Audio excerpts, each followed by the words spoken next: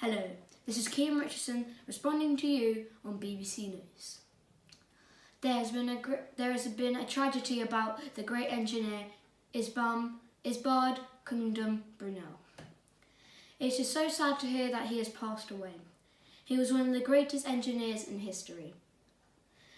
If he wasn't born, there would be no railway to Bristol, no epic bridges, and no great tunnels, or no massive boats.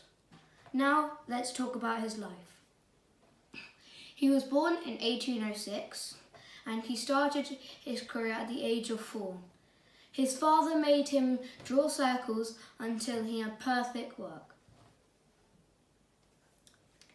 His father was an engineer as well, and his first job was working with his father building a tunnel underneath the Thames. It took 20 years to build, but it will still be used over 150 years later. His biggest job ever was working to build the Great Western Railway. They had designed new tracks to take a new type of train that didn't carry coal or supplies, it carried people. This train went from London to Bristol, which is over 100 miles. The train was much faster than any other train before. Brunel had to persuade people to use the train because they were afraid to go on. Something so fast, and they thought it would boil their brains. He walked to the track he wanted the track to be straight as possible in order to get to the destination in quickest time. It meant there were lots of obstacles, like rivers, hills and valleys. The greatest obstacle was Box Hill. Box Hill was over 2 miles wide and was made out of solid rock.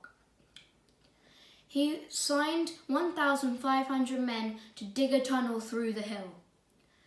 The biggest problem was to save time. The biggest problem was that to save time, the men dug from east and west side, hoping to meet in the middle. It worked because of his incredible engineering skills.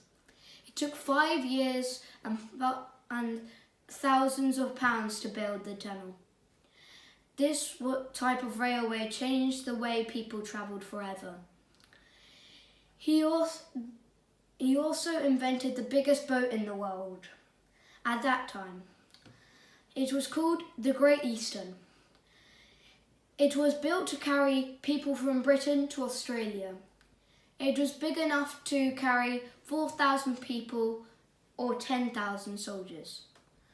But it never made it to Australia because it was too big and too heavy. This was one of Brunel's greatest disappointments. He died recently at the age of 53 from overwork and stress. This is Cian Richardson responding to you on BBC News.